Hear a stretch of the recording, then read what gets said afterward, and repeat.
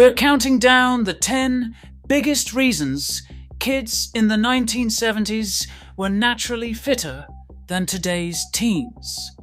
From endless neighborhood adventures to real home cooking and a world with almost no screens, each spot on this list reveals the cultural, environmental, and daily habits that made movement effortless and health automatic. Some will take you back to block parties and streetlight curfews, while others might surprise you with just how different our routines were. Which habits had the greatest impact on making us fast, strong, and resilient without even trying? Let's kick off our countdown with number 10. In the 10th place, the culture of simplicity and social bonds quietly set the stage for natural fitness in the 1970s. If you grew up back then, you remember open doors and open porches, neighbors waving hello, kids drifting from one yard to the next without a second thought. Block parties were a regular event, not a special occasion. And the streetlight wasn't just a bulb, it was your curfew. Family dinners happened at the same time every night, with everyone squeezed around the table, sharing stories and passing the peas. The real magic was in the rhythm of life itself.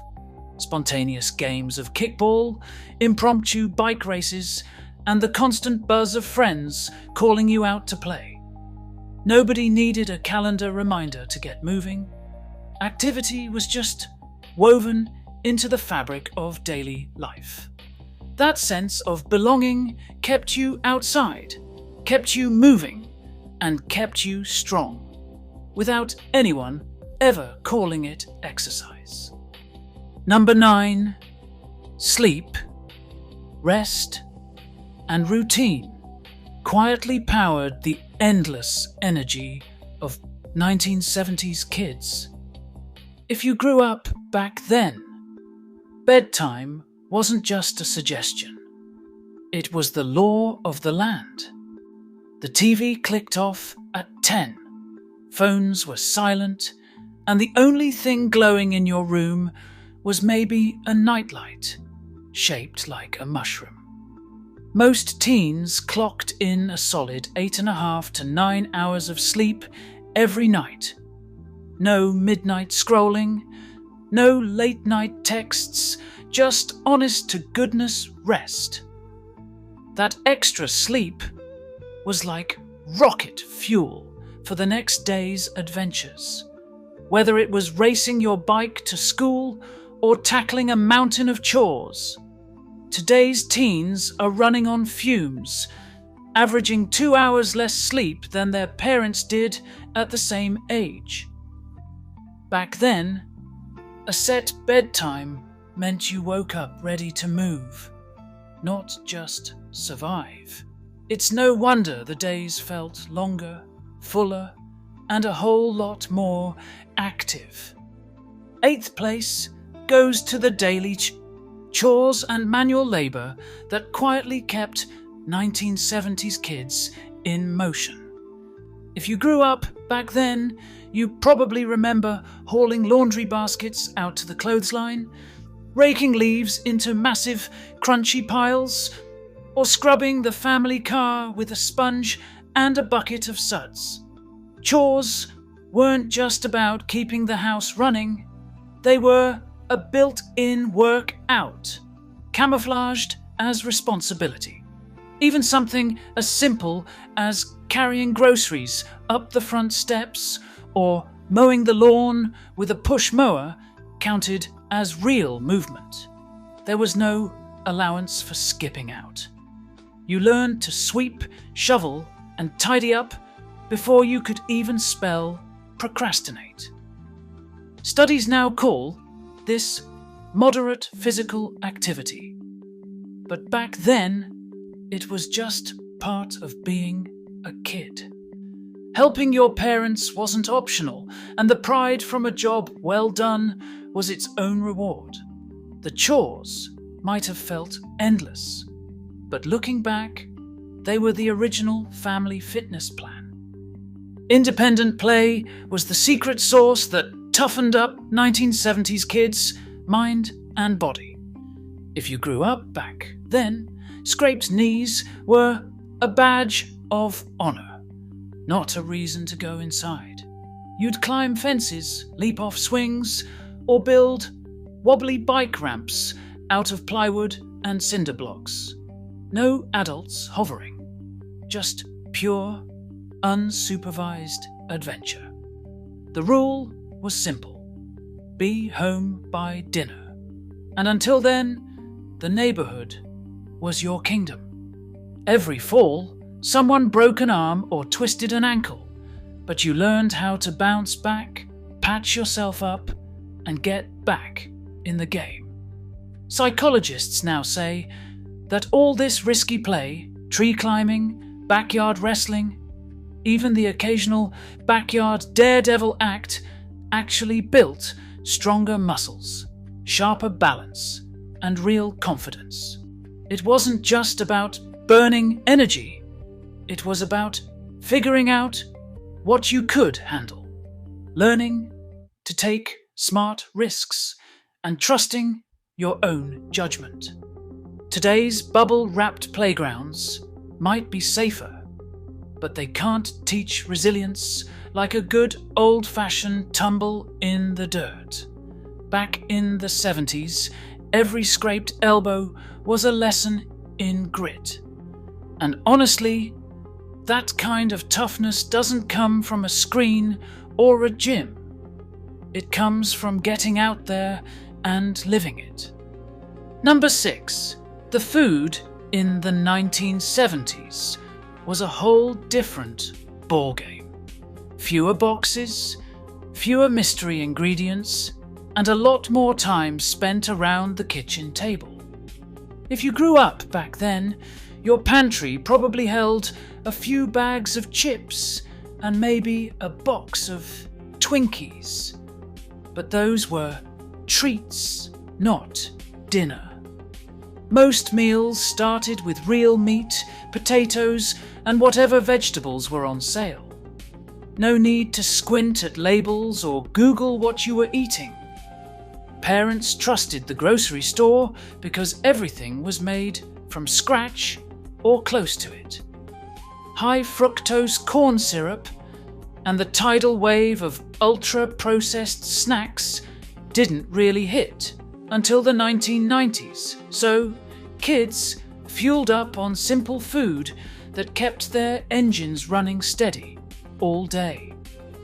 You didn't need an energy drink, just a glass of milk and a sandwich, and you were off to the next adventure. Today's endless snack aisle would have looked downright futuristic to a kid in 1978.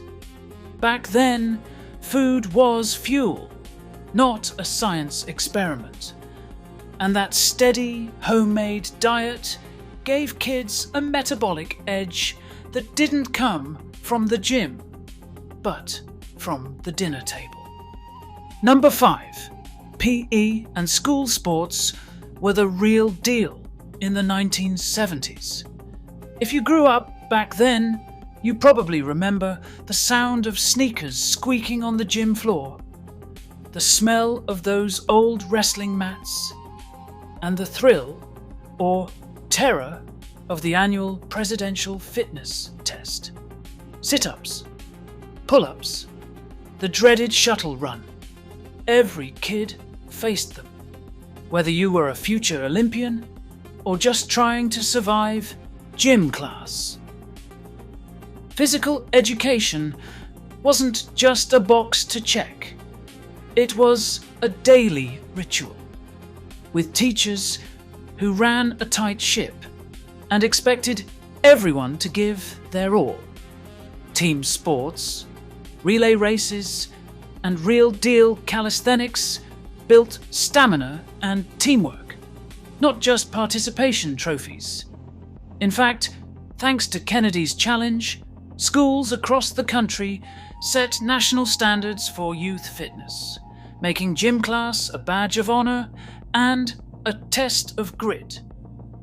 Today, many schools have trimmed PE down to a token class each week. But back then, it was a cornerstone of growing up strong. Studies show that since 1975, child cardiovascular fitness has dropped by about 5% every decade. A decline that started right around the time PE began losing its edge. Back in the 70s, gym class wasn't just exercise, it was a rite of passage, and missing it meant missing out on a big piece of what made kids naturally fitter. In the 1970s, screen time was almost a non-issue, because there just wasn't much of it to go around. If you grew up back then, you probably remember the family TV as a piece of living room furniture, not a personal device. 3 channels, rabbit ears, and a set schedule. Saturday morning cartoons were sacred. But once noon hit, the fun was over, and the screen went dark. No YouTube, no TikTok, no endless scroll, just the sound of the outdoors calling your name. The average kid spent less than an hour a day in front of the TV. And when the shows ended, you had no choice but to head outside and invent your own entertainment. Fast forward to today, and teens rack up more than 7 hours a day glued to screens, phones, tablets, gaming, you name it. That's a full-time job in digital sitting, and it's no wonder the streets are quieter and the parks less crowded. Back in the 70s, the only thing you streamed was a garden hose, and that left plenty of hours for running, jumping, and just being a kid. Real food and real portions quietly kept 1970s kids lean and full of energy. If you grew up back then, dinner probably meant a plate of meatloaf, a scoop of mashed potatoes, and a mountain of green beans served on dishes that look downright petite compared to today's platters. Soft drinks came in 10-ounce glass bottles, not giant 32-ounce cups. And a second helping was a rare treat, not the norm. Most families sat down together for home-cooked meals, and snacks were simple: an apple, a handful of crackers, maybe a homemade cookie if you were lucky. Milk or water filled your glass, not neon-coloured sports drinks, and soda was reserved for birthdays or special outings. Portion sizes were 30 to 40% smaller than what's standard now, and you ate when you were hungry. Not just because there was food within arm's reach, the numbers tell the story. Childhood obesity rates hovered below 5% in the mid-70s, compared to over 20% today. It wasn't about dieting or counting calories, it was about balanced meals and knowing when to stop. When you finished eating, you still had plenty of room for a game of kickball or a bike ride around the block. Back in the 70s, real food in real portions was the quiet secret behind all that endless movement. And nobody needed a nutrition app to figure it out. Outdoor play was the real backbone of 1970s childhood fitness. If you grew up back then, Your day didn't start until you'd grabbed your bike, rounded up the neighborhood crew, and vanished until the streetlights flickered on. Tree climbing, hopscotch, kick the can, and makeshift baseball games in the street, these weren't just pastimes, they were the daily routine. No one needed a gym membership when you spent hours darting between yards, leaping over fences, or building forts out of whatever you could find. Parents gave you a simple rule: be home by dinner. The rest was up to your imagination and your legs. All that time in the sun did more than just tangle your hair and stain your jeans green. It boosted your vitamin D, toughened your immune system, and sharpened your coordination. Studies show that kids today spend about 1,500 fewer hours outdoors each year than their 1970s counterparts. That's a whole year's worth of missed tag games, skipped rope, and lost adventures. Back then, outdoor play was the original cross-training, climbing, running, and inventing new games on the fly. You didn't call it exercise, you just called it being a kid. And if you ever wondered why everyone seemed so strong and full of energy, look no further than the nearest empty lot or backyard treehouse. That's where fitness was built, one game at a time. And finally, in first place, nothing defined the fitness of 1970s kids like the simple fact that movement was just life. If you grew up back then, you didn't count steps on a wristband or schedule walks for your health. You just walked everywhere. School mornings started with a trek down cracked sidewalks, banana seat bikes rattling over potholes, backpacks bouncing.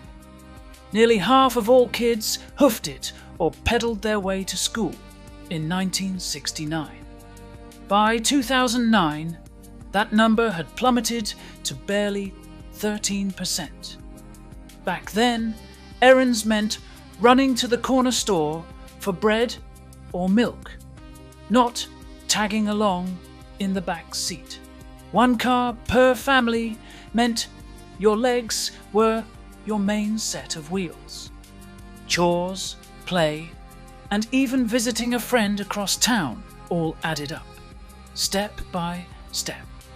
Pedometer studies show that kids in the 1970s easily racked up 13,000 to 15,000 steps a day, while today's teens average less than 10,000, sometimes closer to 8,000, if you count all those hours spent sitting. And it wasn't just about the numbers.